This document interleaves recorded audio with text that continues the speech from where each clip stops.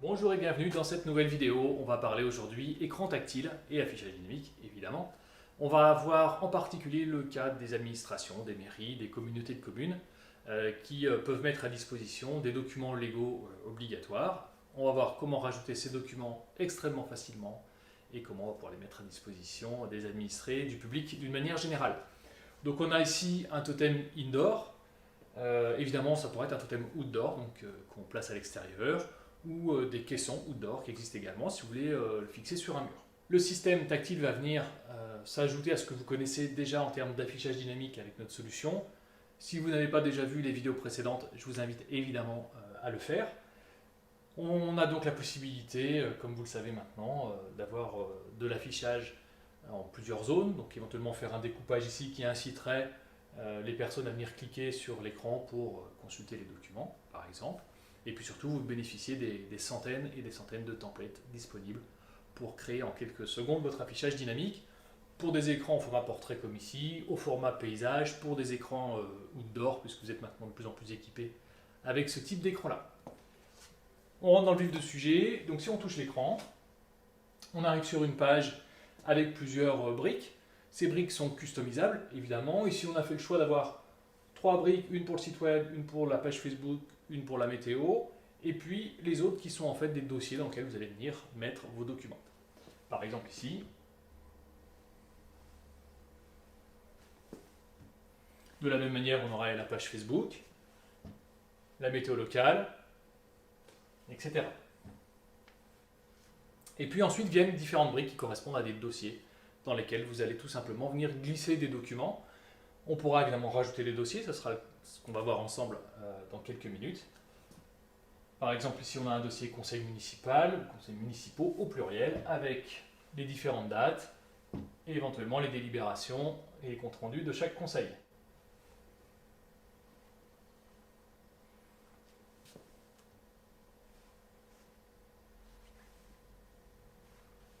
Même chose, si vous avez des enquêtes publiques à afficher.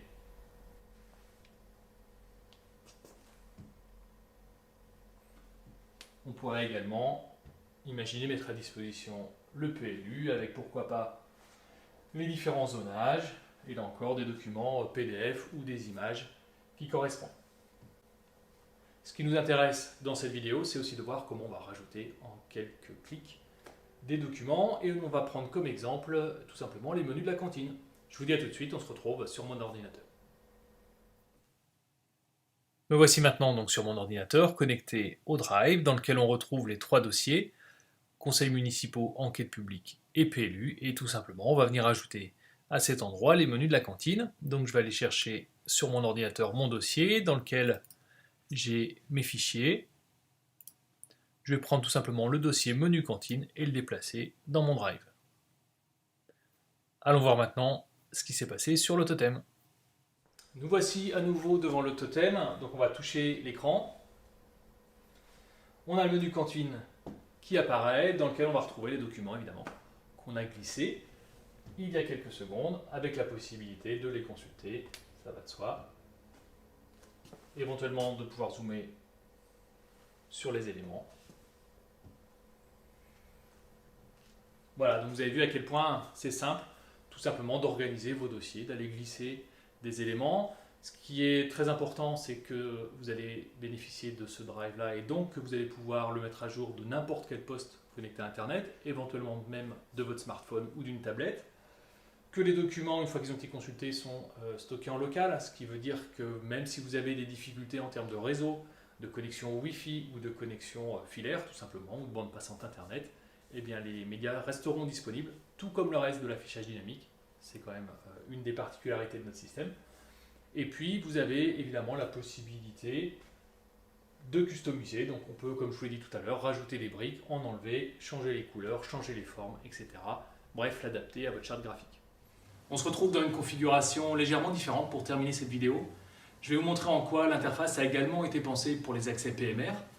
Vous avez en bas de l'écran la possibilité d'ajouter un bouton qui va redimensionner l'ensemble de l'interface, qui va faire en sorte que les briques puissent être accessibles à partir de la moitié basse de l'écran, qui va disposer également les boutons et le champ de recherche en bas de l'écran. Par exemple, si on effectue la recherche à nouveau sur les menus de la cantine, ces derniers apparaissent toujours en bas de l'écran.